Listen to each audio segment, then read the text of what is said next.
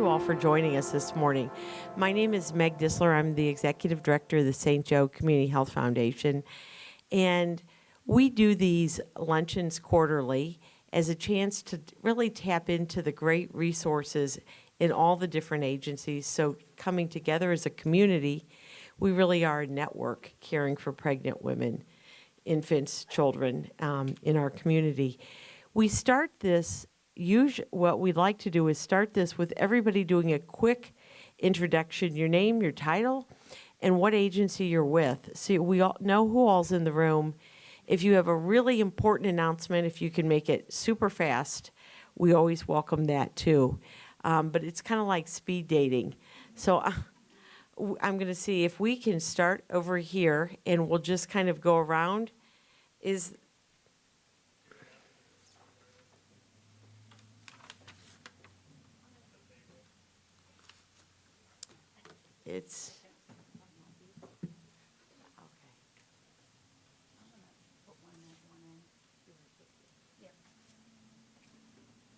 Can you hear it? Yes. Great. Jackie and I will run point to help so you can hear everyone. Hi, I'm Andrea Caldwell. I'm with the Allen County Department of Child Services.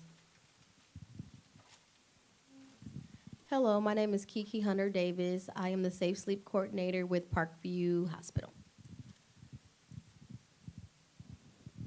Hi, I'm Brittany Dance, and I am a community health worker with community nursing at Parkview. Hi, my name is Ailey Drummond. I'm an HIV, STD disease intervention specialist at the health department here. Hey, my name's Kendall Detmer, and I'm a DIS at the health department as well. Hi, I'm Teresa Barker. I'm the Director of Client Services and Volunteers at a Hope Center. And just to plug, we are ramping up our SRA program, our sexual risk avoidance. So if you have contacts with schools that you would want us to get into, call our office. Hi, I am Sarah Arnold, and I am the Center Manager for a Hope Center on South Clinton. Jackie, you want to start over there? Hello, my name is Ruth Reynes, and I'm the ECHO worker for Catholic Charities. Good afternoon. I'm Pat Turner, the outreach coordinator with Tobacco Free Allen County. Hello, I'm Julie Reese, and I am a wellness nurse and director of Journey Beside Mothers. Hi, I'm Sherry Manella. I'm director of a baby's closet with Associated Churches. Hi, I'm Julie Von Gutten. I'm also with Journey Beside Mothers. I'm Ashley Von Gunton, also with Journey Beside Mothers. Sharon McGee, Journey Beside Mothers, Associated Churches. I'm Kelsey Ruby with Women's and Children Nurse Navigator at Adams Memorial Hospital in Decatur. Hi, I'm Cheryl Dunn, retired social worker from Parkview Health, and I am a CASA volunteer and Journey Beside Mothers mentor. Jeannie Berger, I'm a volunteer with Lutheran Agency for Missions to Burmese. Hi, I'm Jasmine Miller. I'm the ECHO case manager at Lutheran Social Services. Hi, I'm Georgie Gonzalez. I'm a social worker at Parkview Hospital. Hi, I'm Amy Farrell. I'm the Women's and Children's Social Worker. I'm Laura, social worker with Parkview Women and Children's Outreach Team at the OBGYN Clinic at Peru. I'm Britt Neihart. I am the Allen County Femur Coordinator. I'm Abby Gabbett. I am a social worker with the outpatient OB offices with Parkview.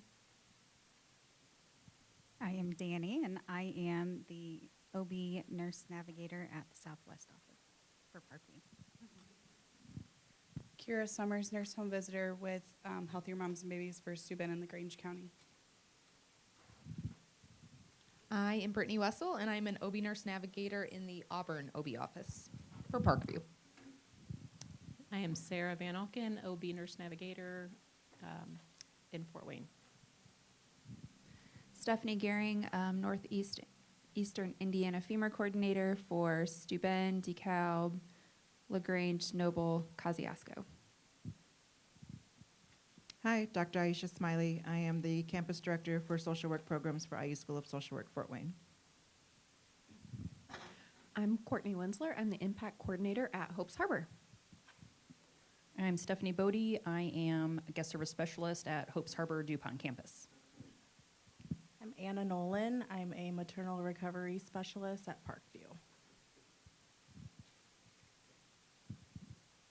Hi, I'm Tiffany Bailey. I'm Healthy Start Program Director at Healthier Moms and Babies. I'm Nikki Knuth. I'm a nurse home visitor for Whitley and Allen County with Healthier Moms and Babies. I'm Rochelle Hirschberger. I'm an intake and assessment worker for Healthier Moms and Babies. Hi, I'm Shelby Price. I'm a family advocate at Healthier Moms and Babies. I work in Allen and Noble County. Hi, my name is Brittany Carmona. I am a nurse home visitor for Healthier Moms and Babies in Allen County. I'm Kathleen Wilcox. I'm also a nurse home visitor with Healthier Moms and Babies for Allen County. Hi, I'm Tara Held. I'm the Every Birth Network Manager at Healthier Moms and Babies. I am Noel Nussbaum. I'm the Lead Care Coordinator at A Mother's Hope. Hi, I'm Liz Andrews, and I'm with Parkview Peer Recovery Team. I'm Tara Reinhardt, and I'm a nurse home visitor with Healthier Moms and Babies, primarily in Adams and Wells County. I'm Kelly Ray. I'm a pediatric nurse navigator with Parkview Health. I'm Sydney Wilson. I am a pediatric social worker with Parkview Health. Hi, I'm Cherise Smith, pediatric nurse navigator with Parkview. Hi, I'm Melissa Keith, a pediatric nurse navigator through Parkview.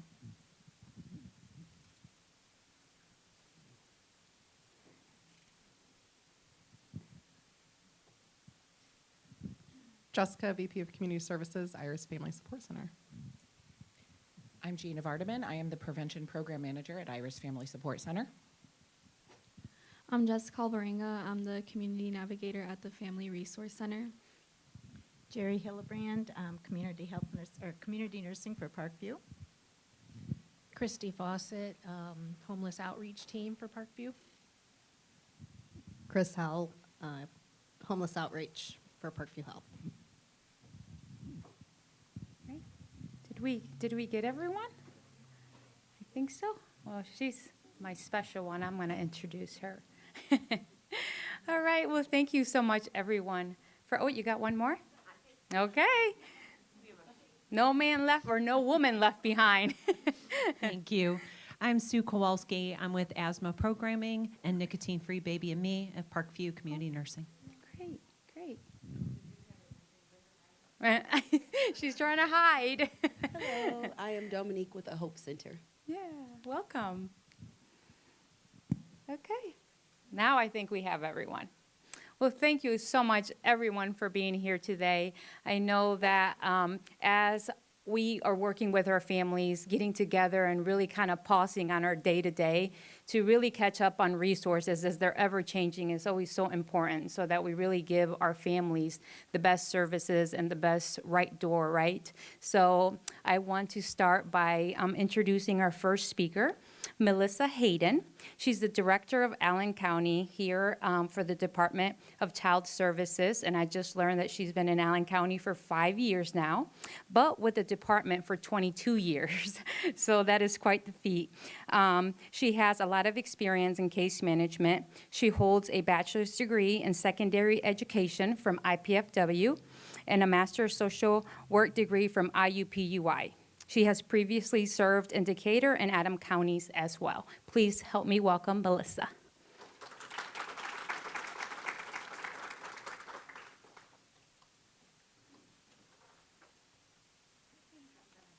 Oh, yeah, that's okay.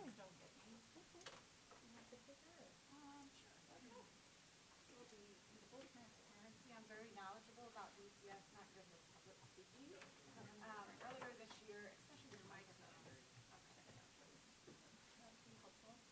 You guys hear me?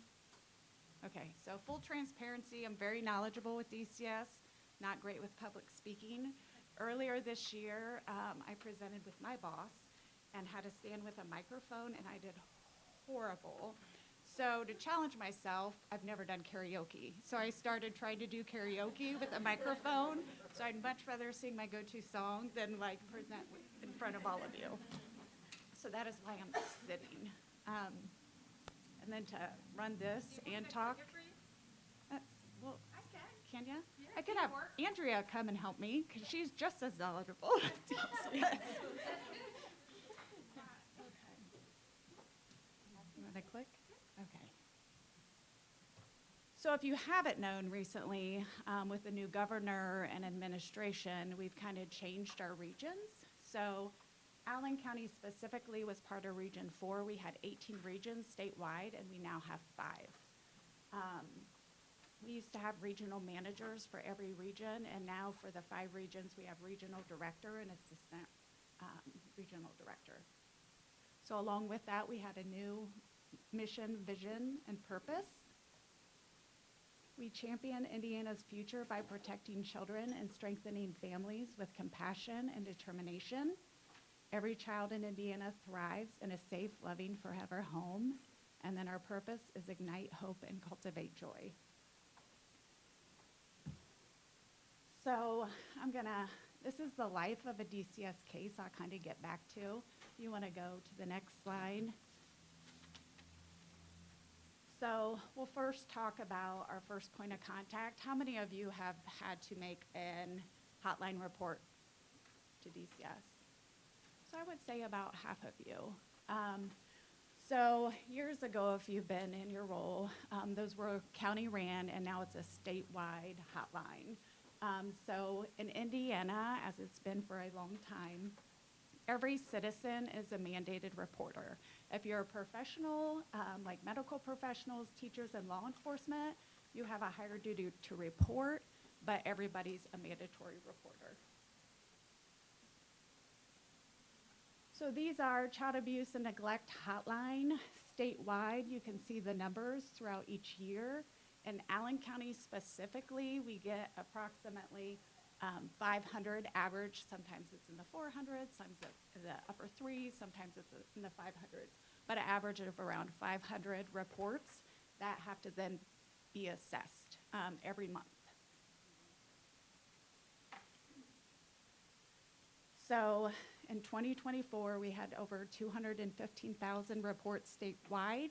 The average speed, as you can see here, and we get reports monthly to kind of show us what that progress is. So if you're ever curious, we have more up-to-date data. Law enforcement does have a special dial-in access code that they go straight to the top of the queue for the hotline to then take their report. The average caller spent 11 minutes. They take 673 calls a day. Intake specialists also go through the same training that our field FCMs go through, so they are trained in addition to the hotline process. Okay, so if we can go back to the life of the case. So just in general, for physical abuse, the definitions we look at are any non-accidental physical injury to a child caused by a parent or caregiver that results in or threatens serious injury. Neglect, and that could be like from a bruise to serious fatal injury. Neglect, a parent, guardian, or custodian does not supply child with food, shelter, education, clothing, medical care, and supervision. And so for physical abuse and neglect, they have to be a caregiver. We have to prove they have regular ongoing care to that child. And then we also have sexual abuse. The difference with that is regardless of the relationship, we investigate all sexual abuse. And then, let me see. And then so assessment, because the slides don't really go into assessment. So if it does meet, let me see. So when you call in to the hotline, if you haven't, if you have, you're already aware of this. So they listen, the hotline intake worker listens, asks lots of questions. They have a intake guidance tool that they have to follow to gain the information accurately, because that's then what comes to the local county. So they ask questions about the child's current circumstances, safety, and identifying information, which can include the name of the children involved, ages of the child, parent, guardian, or custodian name, addresses and phone numbers, whether you have suspicion of domestic violence, substance use issues, mental health concerns, or weapon in the home. Also, if you're aware of like animals or anything else that could be a worker safety threat, it's good to have that information as well. After the call, the hotline intake worker gathers the information. They look in our system, which we call MAGIC, for past unsubstantiated assessments, substantiated assessments, all that gets linked. And then if it meets the statutory definition of abuse or neglect, it gets sent to the local county for us to complete an assessment. If it doesn't meet that, then it's sent to the local county still, but it's as a screen out. You as a professional, for those that have called, you should be told whether or not they're going to recommend it for an assessment or screen it out. At the local county, we have the final decision to like reverse it for whatever reason. But if you're a professional, we would need to call you and let you know the change. We've also had situations like whether it's school personnel, like if you don't understand why it's screened out, please contact the local office because we can kind of pull it up, let you know why it's screened out to make sure there's not additional information that we have, or if circumstances have changed. That way it's, if you're still really concerned that the child's unsafe, but it's screened out, feel free to reach out to us because we can have that dialogue with you. Okay, make sure I don't miss anything. So when it comes back, if it's referred for an assessment and it comes to the local county, it's either a 2-hour response, a 24-hour response, or a 5-day. 5 days are mainly like neglect situations.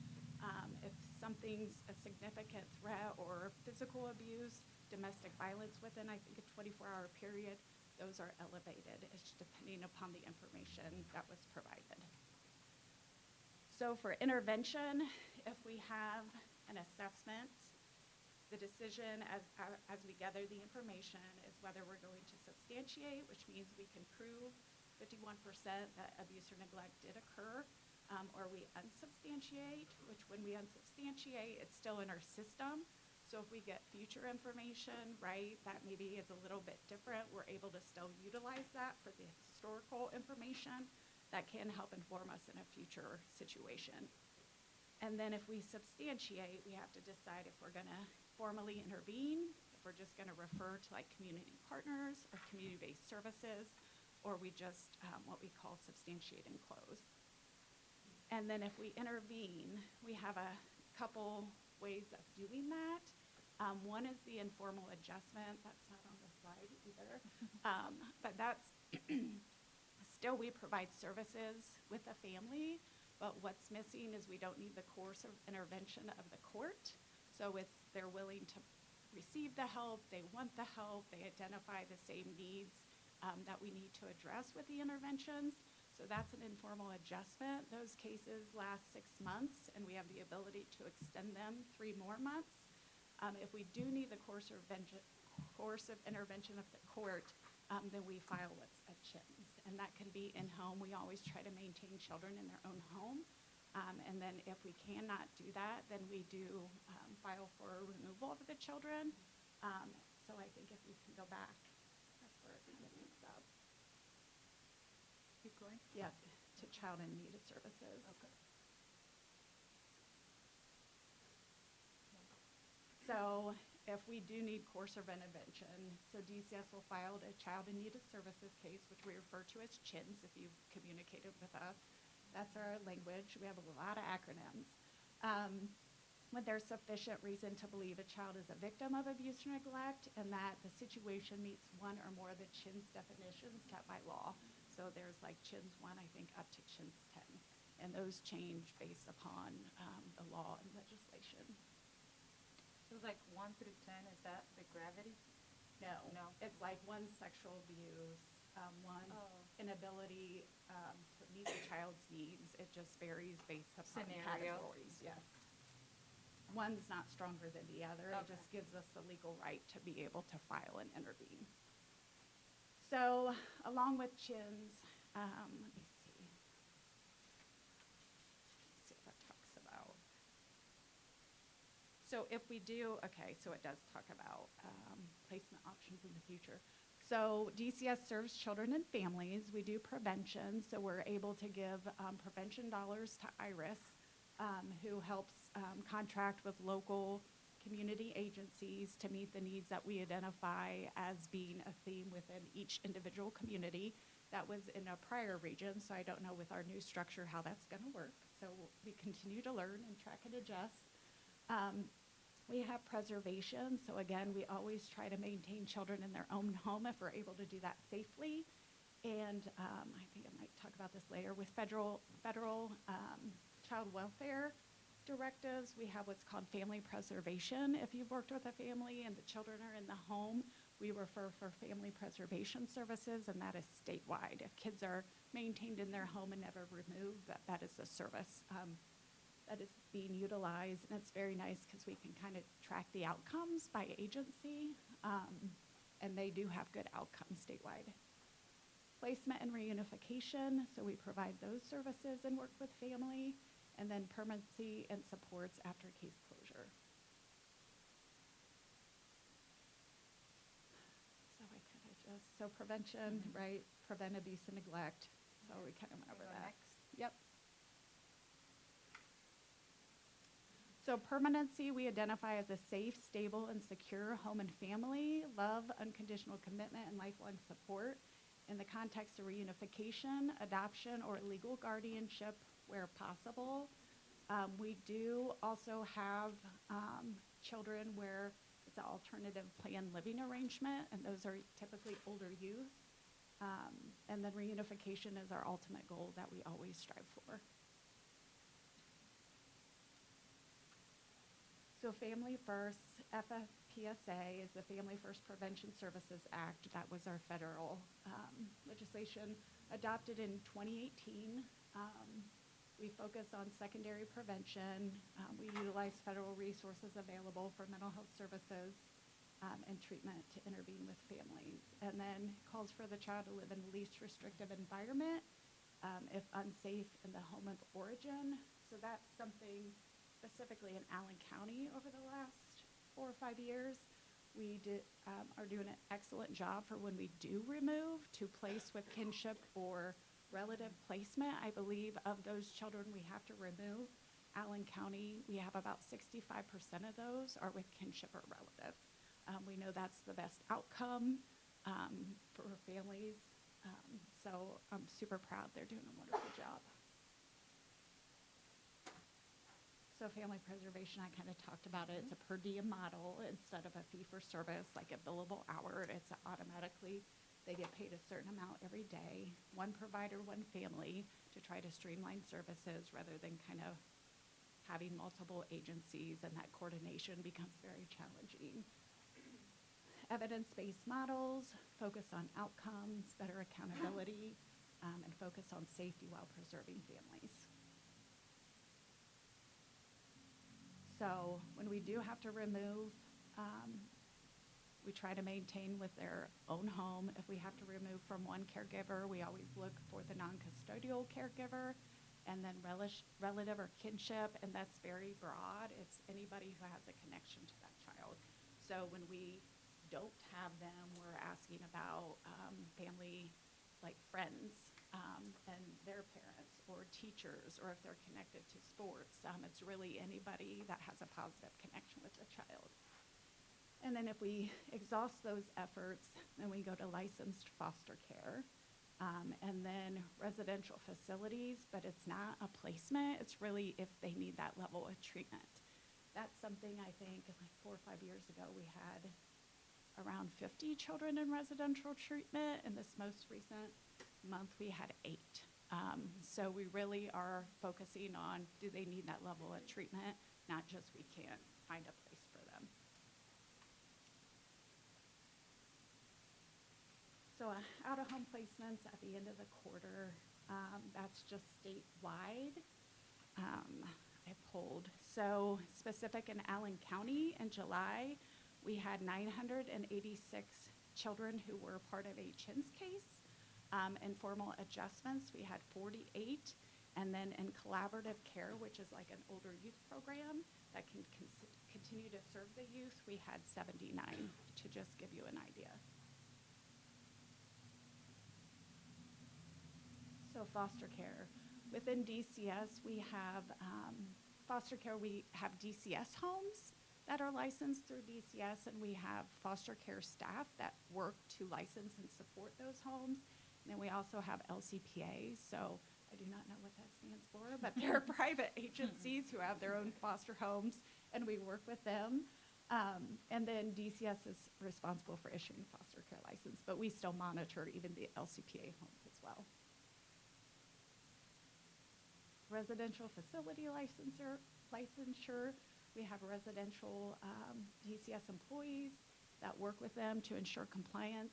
Part of the federal legislation, the FFPSA, had a higher level of requirements for residential facilities to better meet the needs of children. So during that transition, we really worked with residential facilities to be able to come up to compliance. And I know there are some during that transition that kind of no longer continue to provide that service. So, services for older youth, extension of foster care past age 18 with services designed to foster interdependence versus independence. And that's when they transition. We have specialized older youth workers as well that work with this population, because it really transitions from parents having kind of that control within the court setting and driving the case to really empowering that youth and supporting them to make their case decisions. So adoptions, finalized DCS adoptions, that just kind of shows you a little bit for statewide. And then Child Support Bureau, which I do not oversee, but they are part of the Department of Child Services. I think that's held in Allen County within the prosecutor's office, but that is part of DCS.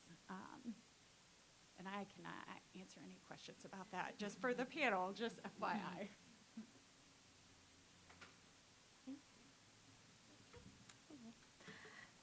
Thank you so much, thank Melissa. And I know that we'll have questions, but we'll hold them for the Q&A at the end so that we can keep our program going. Thank you so much. See, you did fine.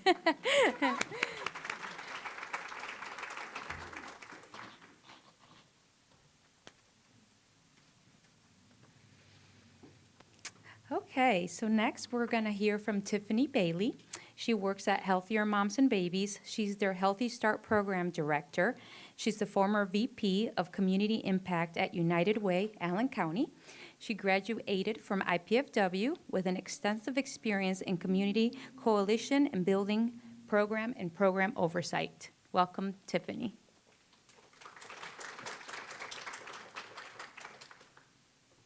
Do you want me to be your clicker? No.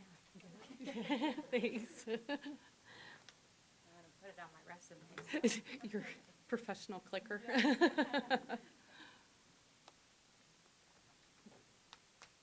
And I apologize ahead of time. I'm going to try to get through this without coughing. I have some virus a couple weeks ago, and then it's just lingering. Anyways, so you got that dry, annoying cough, and I'm over it, but we're going to hope we make it through this. So again, I'm from Healthier Moms and Babies, and obviously we have a huge team of H&B staff here, which is really awesome. So our mission is to prevent infant mortality and improve pregnancy outcomes in our community. And you're going to hear a lot about how, especially through our home visiting programs, we really are focusing on how are we encouraging our moms and as they are going through that prenatal journey to be their most healthy. So we also have positive birth outcomes. And so our why, Indiana has the 7th highest infant mortality rate in the U.S. The 46806 zip code in Allen County is one of the highest infant mortality rates in the state. And you can see for every 1,000 births in Allen County, 6 babies will die before their first birthdays. And the leading causes of preterm labor or infant mortality include preterm labor, congenital anomalies, preterm birth, unsafe sleep practices. And so at H&B, we believe everyone deserves a chance for a life, a happy and healthy life. And so we serve families from all backgrounds, all dynamics. We really are trying to be what we can for families where they're at and with who's involved with them.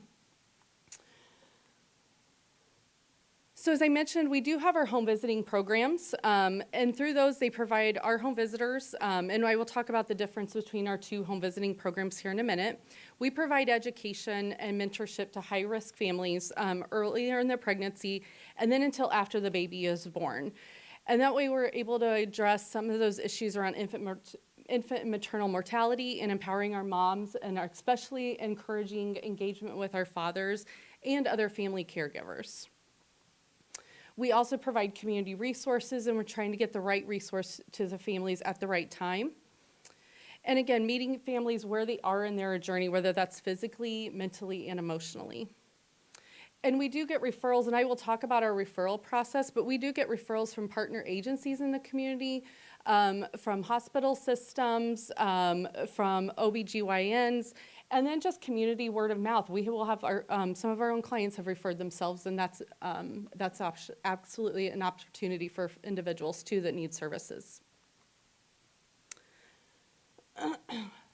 So I'll talk briefly about some of our services here. As I mentioned, we have the two home visiting programs. We have our nurse-family partnership, which we have some of our RNs here today. And then we also have our Healthy Start home visitation, which is our family advocates. We also have two mental health therapists on staff that are amazing. One of them is bilingual, and so I cannot speak just to how incredible our team is, both in our home visiting and with our mental health. And so we're able to provide free mental health services too. We also have women's health and wellness classes, and we offer those in partnership primarily between Renaissance Point YMCA and then also at the Central Branch YMCA, and I'll talk more about that also. We have community-based doula services. That's a really exciting kind of new, it's not new, we've had it, but I think what is really exciting is we've had opportunities now to expand it. And so we now have a larger team of doulas and we're able to serve a lot more prenatal women through that program. And we also have our diaper distribution and our mobile outreach too. So our home visiting programs. We have nurse family partnership, as I mentioned. There are a couple different, because of grant funding, there are limitations for both programs. I mean, we all know how grant funding is, and things have to be very specific around target areas or timelines to be enrolled. With NFP, our moms have to be enrolled before 28 weeks prenatal. So it's 28 weeks, 6 days. So if you have moms or if you have prenatal women that you're working with, obviously the earlier you can get them referred, the better. Those do also have to be first-time moms. So there are some limitations with that. And then once those families are enrolled in the program, they work with one of our nurses, and they can stay in that program up until the child of focus is up to 24 months old. With our Healthy Start or our family advocates, they can enroll at any point during that prenatal gestation, and then even sometimes just a little bit after postpartum. If it gets too much postpartum, then we will go ahead and refer them on to Healthy Families and encourage moms to provide or to get into that case management program. And as we mentioned, they are paired with a family advocate, and then we're able to serve them through our grants then up until that child of focus is 18 months old. Both home visiting programs really, like I said, really are focusing on connecting to those health and really focusing on that maternal and infant health and wellness factors. So our nurses and even our family advocates, when they're going into the home, they're doing blood pressure checks with mom. They're doing weight checks with mom. And then after the baby's born, they're doing weight checks with the baby. Really kind of trying to identify, because there's, especially early in the pregnancy, there's those gaps between the OB visits. But we have the opportunities. We're able to identify even between doctor's appointments, maybe there's something that the blood pressure starts to increase, or there's starting to be some rapid weight gain that might indicate some health problems or health issues within that pregnancy. Our nurses and our family advocates can identify that because they're in the home and be able to encourage mom to seek medical treatment if it's needed earlier. So those are some benefits, but it's really just trying to focus on those health and wellness factors that are promoting a healthy pregnancy and a healthy birth, and then obviously healthy infants. So our nurses and family advocates can provide, once they're enrolled in our home visiting programs, can provide a number of resources. So there are incentives to be involved in our program. We can provide wipes, we can help with formula, we're able to provide car seats. Our staff too, I think about the vast majority of all of you on our team, if you're not trained yet, you probably will be, but are all car seat technicians, so they're able to really help the families properly install their car seats, because if all of us that are parents know how difficult it is to maneuver a car seat. So our team is able to help moms and dads and caregivers be able to properly install those. We're able to provide pack and plays. That helps encourage those safe sleep initiatives. And that is something else that I'd like to point out. Our team, nearly every home visit, they are out talking about safe sleep practices. It's just a huge piece of part of our education, and just constantly reinforcing, also understanding where people's cultural norms, where things that have been learned throughout from their aunt, their grandmother, things like that, but trying to also meet families where they're at, but encourage safe sleep practices. There's other donations and things that we're able to provide to them. We also are able to refer our families if getting someplace to get those vaccinations for their child is a problem. We're able to do referrals to Super Shots, and then their team can connect with families and do in-home vaccinations to eliminate that transportation barrier. We have a partnership with Navigate Maternity. We can do referrals to Navigate Maternity. They're another just extension of monitoring mom during pregnancy. So basically through the gifts of technology, mom's able to do weight checks on her own at home through their equipment, do blood pressure checks at home through their equipment. Everything is through apps and electronic, and those weight checks and blood pressure checks then go to the nursing team at Navigate Maternity. If something starts to elevate, it will flag and it will notify mom's OB. It will notify mom, you need to go in and seek care. Again, just any kind of early intervention that we can see for any health or health issues that might come up during the prenatal process or the prenatal stage for mom. And then just connecting people to community resources. Really just trying to assess, all of our families that a lot of us work with have a lot of different things happening in their lives, and just connecting them to a lot of you in the room too, just to be able to help connect or get people to services, additional services that can help them. And I mentioned earlier, we do a lot with safe sleep education in the home, pregnancy education and prenatal care, infant health, child development once that baby is born.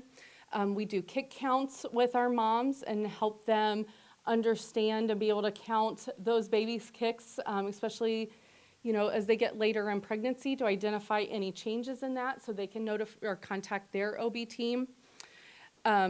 Preconception and interconception health. How can we help young women or help women be healthy before they get pregnant? And then how can we help them in between pregnancies to be healthy?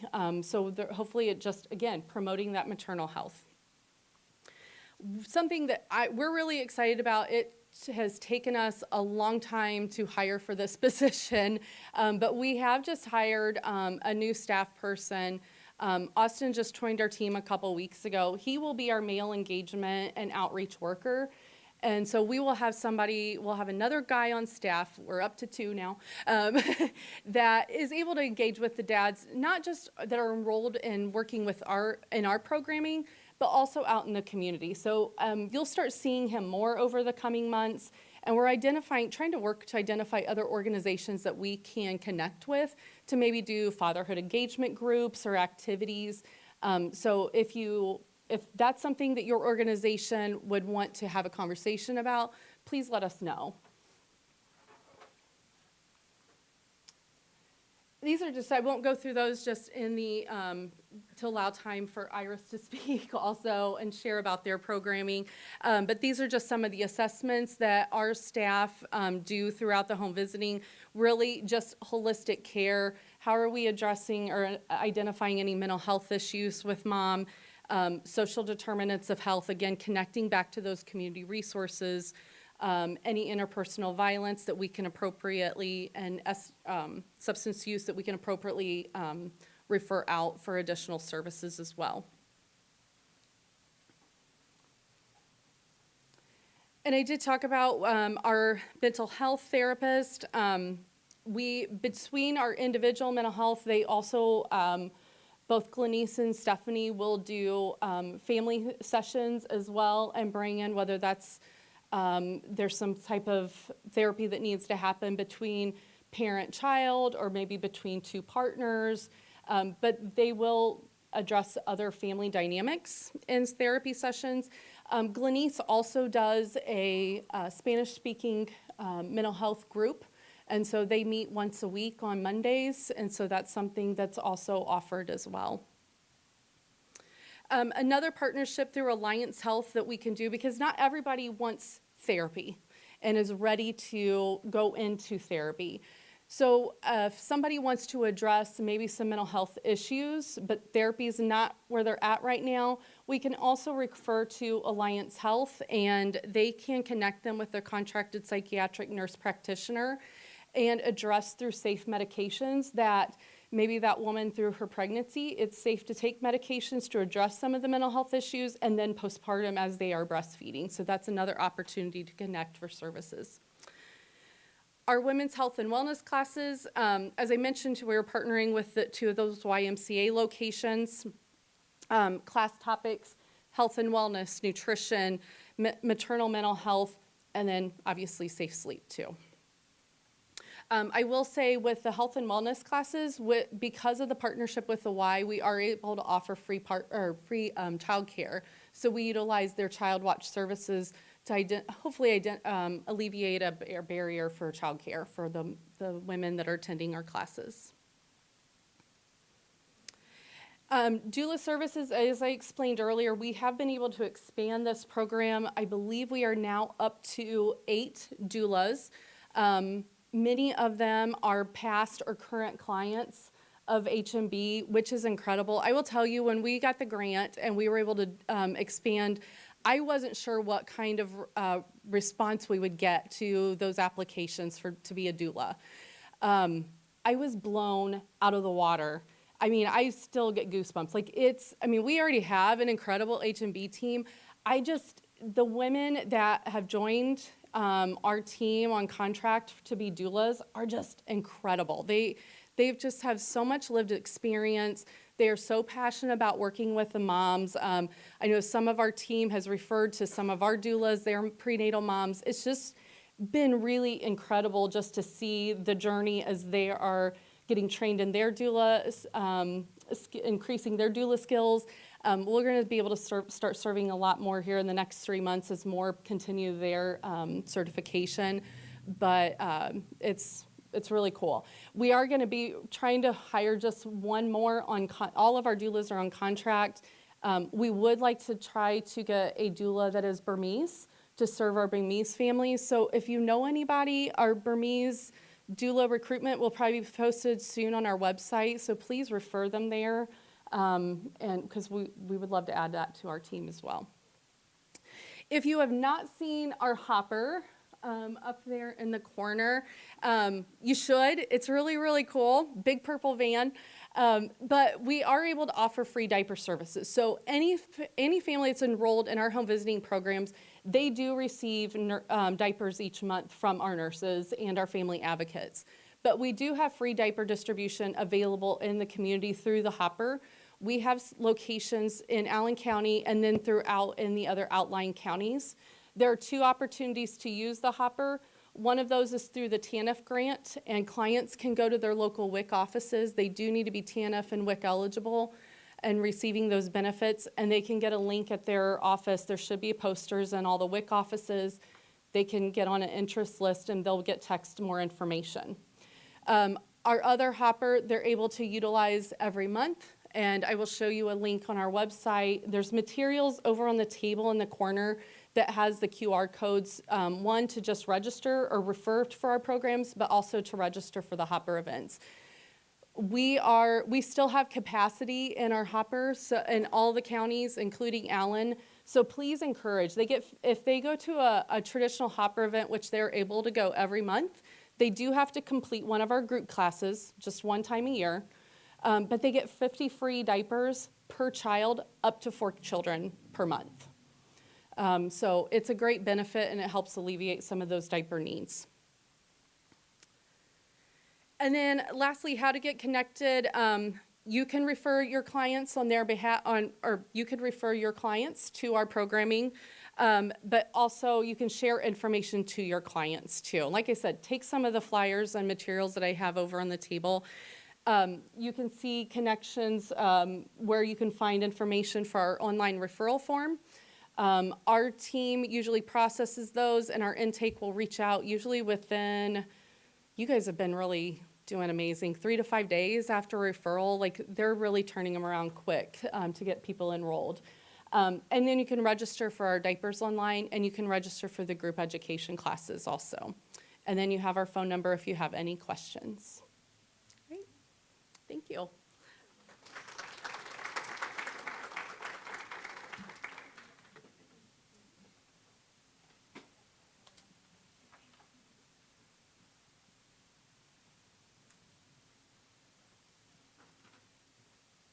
Thank you, Tiffany. Okay, we are now going to hear from Jessica Alvarenga and Jeri Hillabrand. They are both with Iris Family Resource Center, and I'm going to start with Jeri. She's an experienced nurse with over 30 years working with pregnant women. Educated at Lutheran Hospital School of Nursing and Goshen College. Specializes in home visits to support healthy pregnancies and reduce infant mortality. And Jessica. Jessica is a community navigator at Allen County Family Resource Center. She holds an associate's degree in human services from Ivy Tech. She leads program curriculum, revamp, and Spanish translation services, supporting prenatal and postnatal parent groups. Welcome, Jessica and Jeri.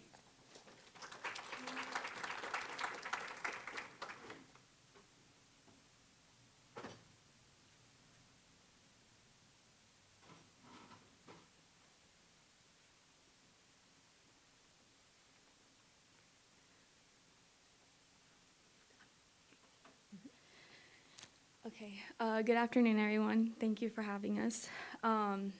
Like Melissa, I'm very bad at public speaking, but I do love karaoke. So when I came on board at the Family Resource Center a year ago, I quickly became aware of the need for prenatal support and education. When I inherited the program, I thought back to my pregnancy and how I didn't know anything about being a mom, but also the pregnancy journey itself.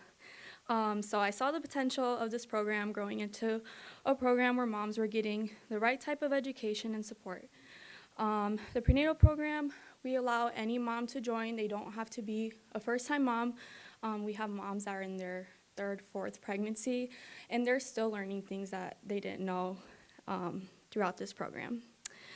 The prenatal support program consists of 6 sessions. After moms complete the program, we incentivize the moms with a car seat, diaper bag, box of wipes, box of diapers, and a self-care basket for the moms as well. With the prenatal support program, we also give the moms a binder to put all their curriculum materials as well as a St. Joseph Community Health Foundation prenatal and infant care resource directory. Mothers can enroll anytime during their pregnancy, but we start to see them 24 weeks and on. Due to the prenatal support program, we are hosting prenatal support groups in multiple languages.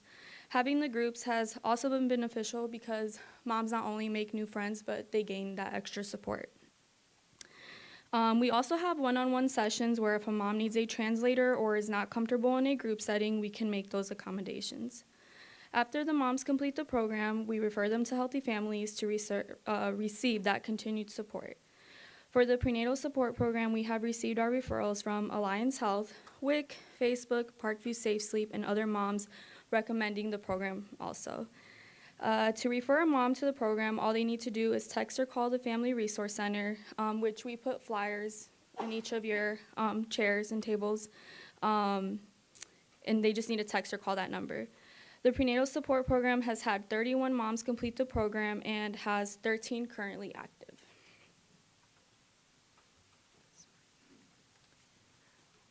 As a new community nurse with Parkview, I joined Jessica about April or May when she said she was pulling together this program, and so that was something that was very near and dear to my heart. So this is the team here. When I hear all the other things that you guys have, it's really exciting to know there's so many opportunities for moms to receive care and education.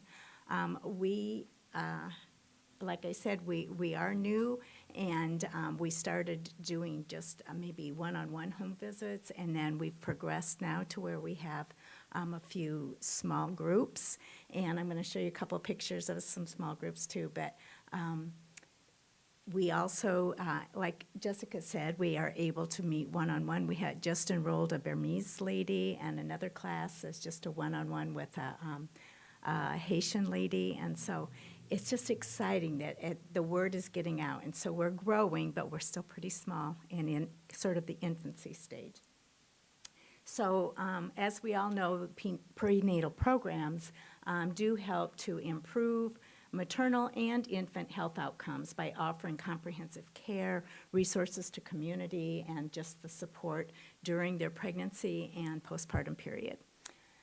Our goal as a prenatal program is not only to provide the best medical care for the pregnant woman and her unborn child, but also just to prepare the mom to have a safe delivery and a healthy baby. I think the more we know, the more confident we are. And there's, especially for first-time moms, everything's new, everything's kind of scary. And so they can know when they should be going for not just having Braxton Hicks, but just going for the real time. But a lot of times they still go for the Braxton Hicks. So I'd like to just go over some statistics, and I think that we've heard some of them too, but the definition of what infant mortality is that any time a baby dies before his or her first birthday is considered an infant mortality. We don't have any more current statistics in 2023, but in that year, over 700 women died from preventable causes to pregnancy and childbirth. And then also another statistic is that maternal death, and that's not just in Indiana, of course, but maternal death occurred in almost every 2 minutes in that year. That's a lot and frequent. So if we look specifically at infant mortality, specifically for Indiana, the statistics showed for the year of 2023 again, that 524 babies died before their first birthdays. If we break that down, that's about 44 babies per month, and break it down again, that's about 10 babies a week in the state of Indiana. So over a 5-year period, we're looking at about 2,700 infant lives that were lost, which would relate to over 37 buses filled to maximum capacity of lives that were lost. That's a pretty powerful statistic. And all of us, I believe in this room, are working hard to prevent that and get those numbers down. So why do we do prenatal programs? Because we want to ensure healthy pregnancies and to reduce infant mortality. Here is just a few examples of some things that we're all working on, and do the communities support, making sure that they have the access to medical care that they need, and then just identifying problems, educating them, people to know what to look for, and then intervening with those problems, getting them to get the care that they need early.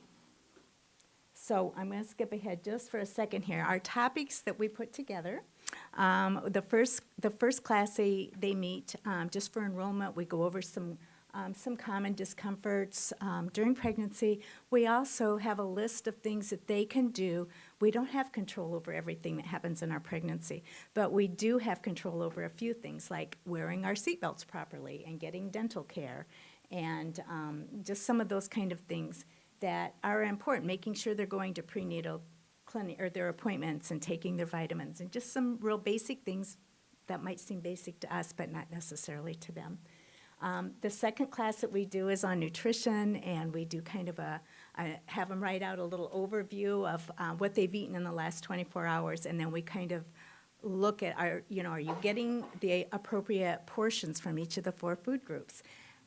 That's a rather enlightening class. We did one. I'm going to jump ahead just, whoops, sorry, wrong way. This class here on the right is a group of Hispanic women, and when they wrote out their 24-hour recall, they realized they were eating maybe a few too many tortillas. So, but it was fun. We were all there together, and just they're bonding together and sharing stories, and also, we talk about healthy choices for snacks and eating 5 to 6 smaller meals a day, but they had not heard much of hummus, or at least hadn't tasted it, so we brought some in. And they did try it. I can't say that they were all going to incorporate it into their diets, but it was just kind of a fun way to bring that in for them. So, whoops, I'm not very good with this clicker, I guess. Hold on. The next class, we talk about breastfeeding and bottle feeding and storage and the benefits of it, to kind of just start preparing them to thinking ahead about their choices, where the resources are if they need help in the hospital after they go home, just so that they can have a successful experience with whichever one that they choose to do. Labor and delivery kind of speaks for itself, but we also include some postpartum, what you can expect with your body, and kind of incorporate a little bit, getting them thinking about birth control as well, so that that's just planting seeds as they're moving forward. Then we also have a really nice self-care class that Jessica is very passionate about, and we include are you in a healthy relationship, and about postpartum, or about depression during pregnancy and afterwards. And then she's got a little packet that she gives them to kind of just encourage it, because we tend to think of others a lot, and it's important to take care of ourselves as well to be healthy.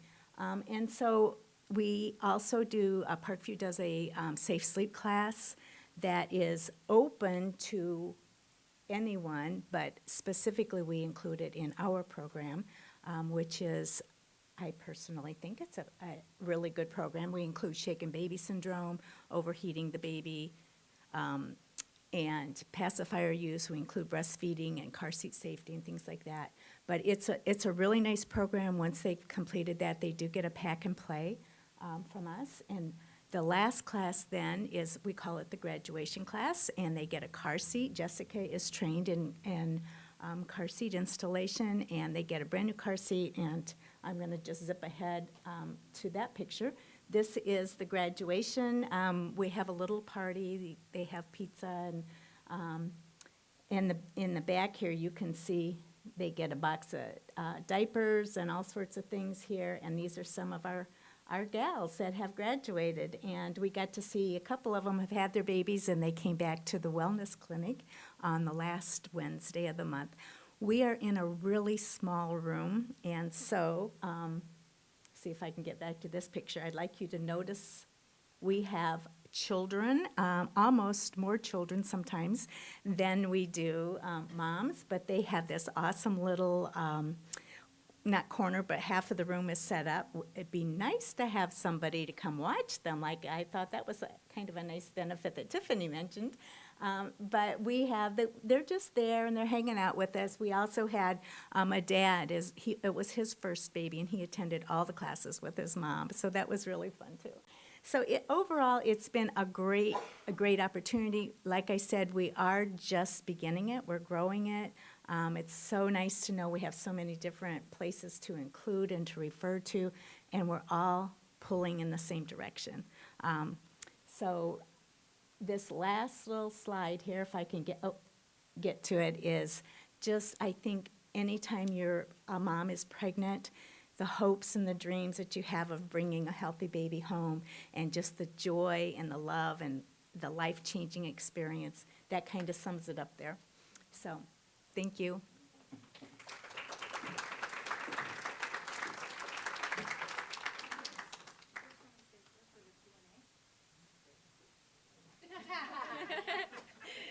Jeri.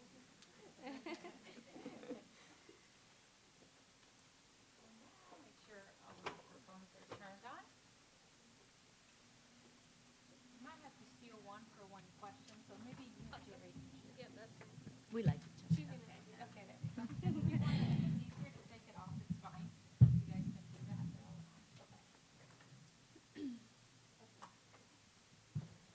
Running out of battery. Can you guys hear me? Good. Okay.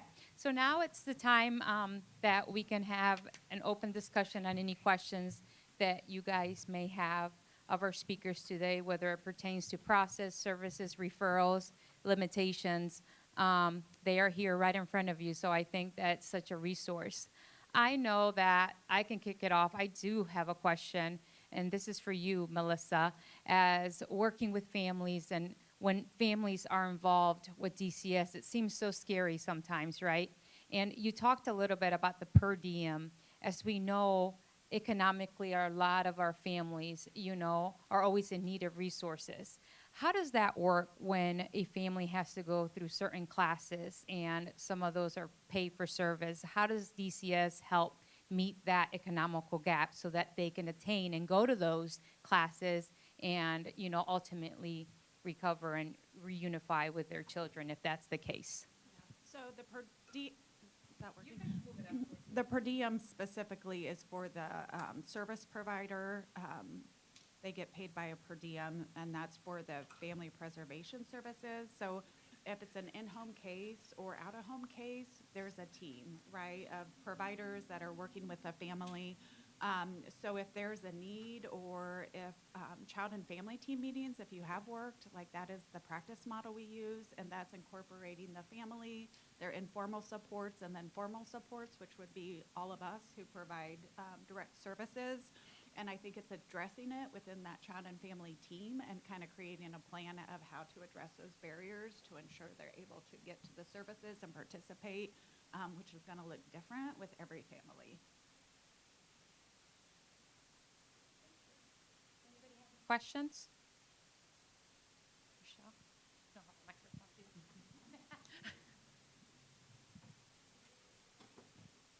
This is also for Melissa. I did an intake for an 18-year-old earlier this week, and I was surprised to hear she still has an open case as a teenager, now that she's not a minor. So can you explain a little bit how that works?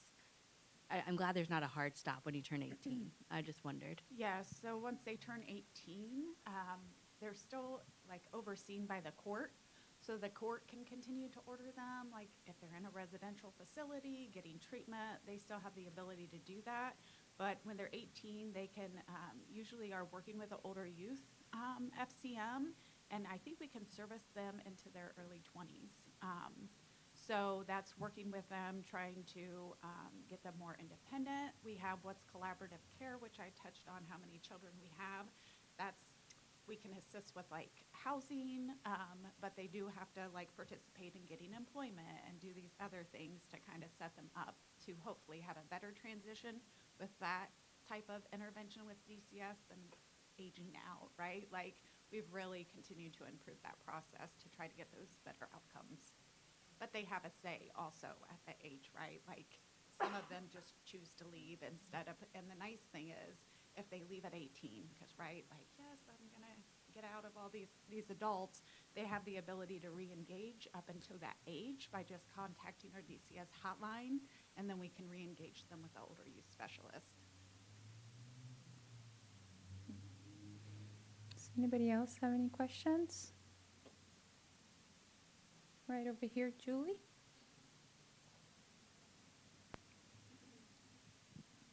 So this is for Melissa too. You're on the hot seat, I guess. So if you have a family that it's a mother and father that are together, but one of the partners, there was abuse that could be criminal with the child. Is there, like, if that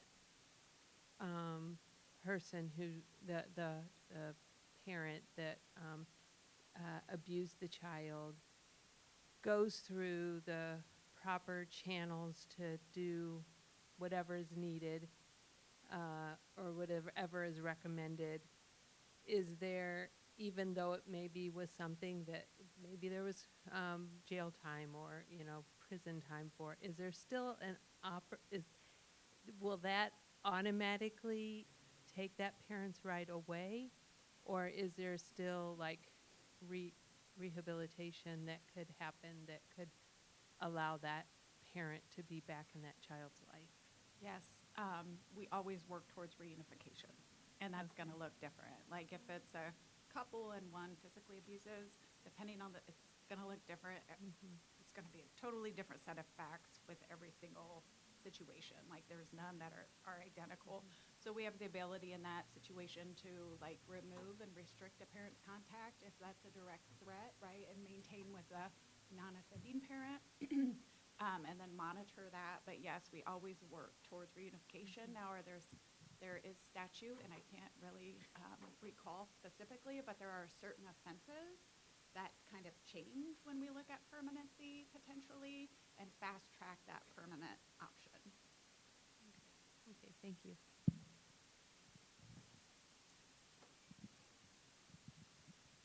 Over here.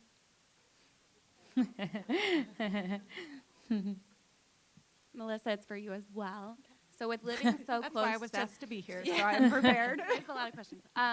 So with being so close to the state line, how do you guys in Indiana work with Ohio? Like, if we report someone in Indiana because they're delivering in Indiana, but then they live in Ohio, like, do you guys bounce it to Ohio and then you guys don't keep tabs on it, or how does that work? So that's a loaded question.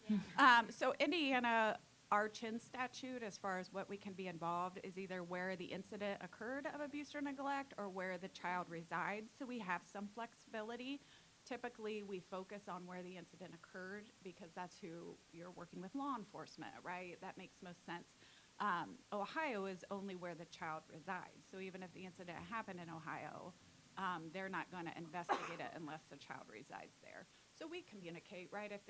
We have that flexibility, so we're not going to not ensure. We do something to ensure the child's safe, but we do work with Ohio in communicating that and figuring out who's best to intervene, or if they're not, we staff with our legal to see if we can.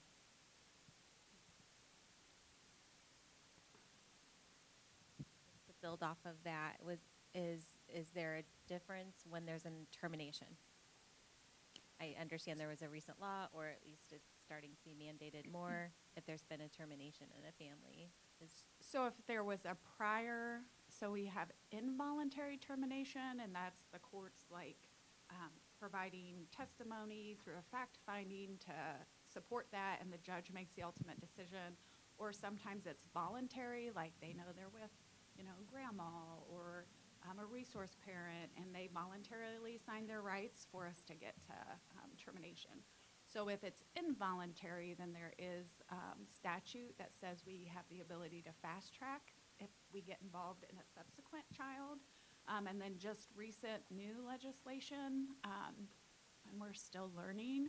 So there's really fast tracking reunification. So timely reunification is 12 months if we're reunifying. So our intervention should be 12 months. That's national best practice. If it's guardianship, so that's our permanency plan of guardianship, that's 18 months. And then from open to close for an adoption is 24 months. So Indiana passed legislation to try to help us fast track the permanency. So we're going to be in hopefully more compliance and really giving us a specified 12-month period that we're only able to provide services without some exceptions. So we're still kind of learning how that will impact us with practice. Great. Question is also for Melissa. So working in multiple counties, I often hear criticism of DCS saying what's substantiated in one county is very different than what's substantiated in a different county. How much of that is DCS and how much of that depends on the judges and the prosecutor's office and all of that? What rises to the level? So substantiation or unsubstantiation, that's kind of a local county decision. The type of intervention or like what qualifies for CHIN's determination, that's all based upon the court, which does get probably viewed somewhat differently depending on courts. And then with it being a local decision, you know, I can speak to Allen County what we look at, right? But it's really over to the local level. One thing we do have, what gets substantiated, there is a due process right now. So if Mr. Smith substantiated against, he has a right to, for an administrative review. So usually I'm not in the decision making unless it's higher level. So then the administrative review gets to me and I can review it to hope for that consistency. And then the local office isn't the final decision maker on upholding the substantiation.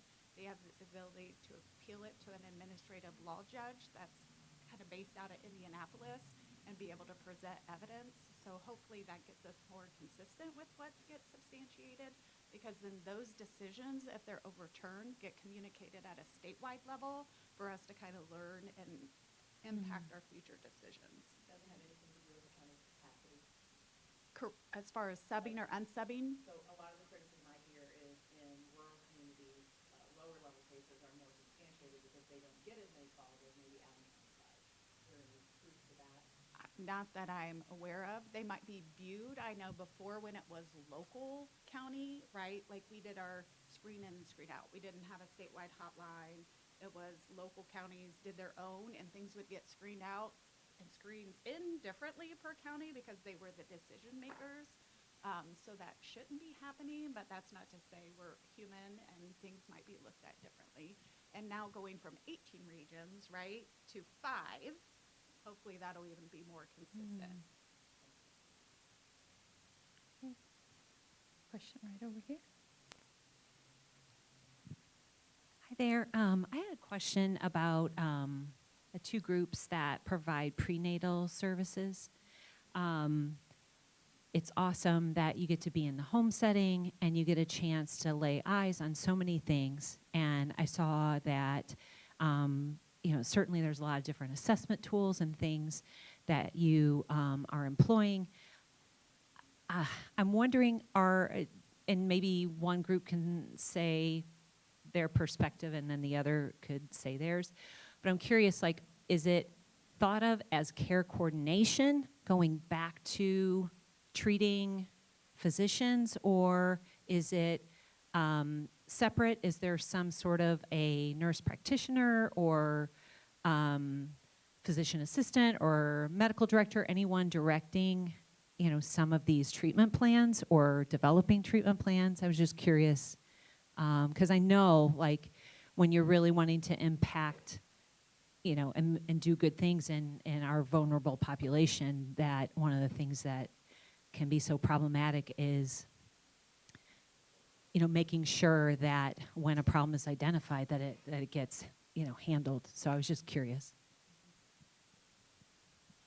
I'm also going to lean maybe some of my nurses here. Correct me if I'm wrong. Like within our NFP and especially with our, I can say within our family advocates, they're not doing medical treatment plans.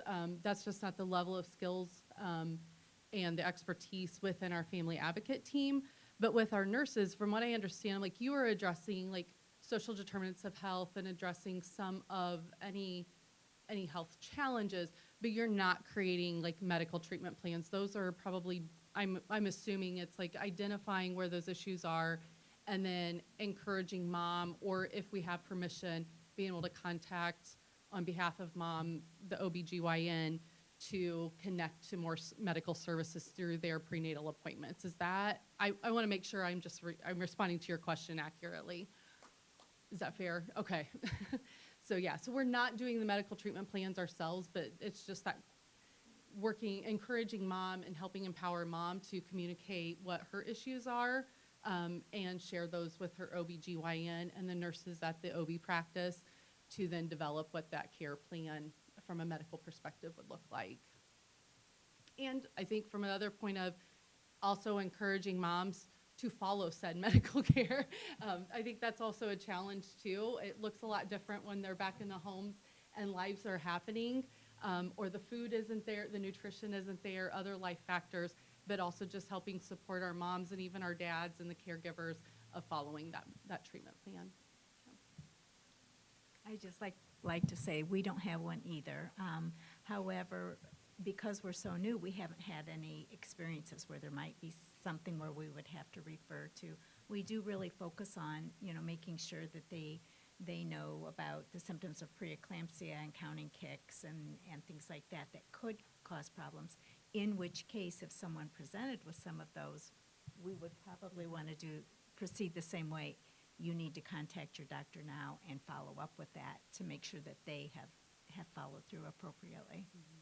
So yeah, I think the basis of probably what we're both doing, it's just continuing that education, reinforcing what we hope mom is also hearing from her OBGYN, hearing from the nurses at our OB practice. It's just that constant education to our families, yeah. Okay, I have another question. And this one is kind of twofold, and it probably goes towards the prenatal programs. If there is a removal, let's say, and you guys are working with a mom that has delivered, and for the H&B perspective, they've been from the beginning working with that mom, and all of a sudden that child, she delivers and that child is removed. What is your protocol? Do you continue to work with that mom, or do services stop because now the child has been removed and that's a component of the services that you offer? And this is for both the Family Resource Center and Healthier Moms and Babies. We haven't really gotten there yet. We did have 2 moms that came with their new babies last week with us, but we're just so new, we haven't had that scenario experience yet. yet. Okay. I'm looking at Brittany here. I think she said as long as they haven't lost rights. Okay, yeah. And then it's just helping encourage following the recommendations of DCS. Okay. And I would say, I oversee the Family Resource Center. We would, because our services are voluntary, we would open our doors to that mother anyway.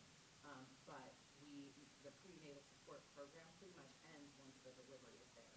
We front load that information about what might happen health-wise with them after delivery. And we do have a medical person from Parkview who does review our curriculum so that we know we're giving that important information. But we would not become involved in any of the removal situations.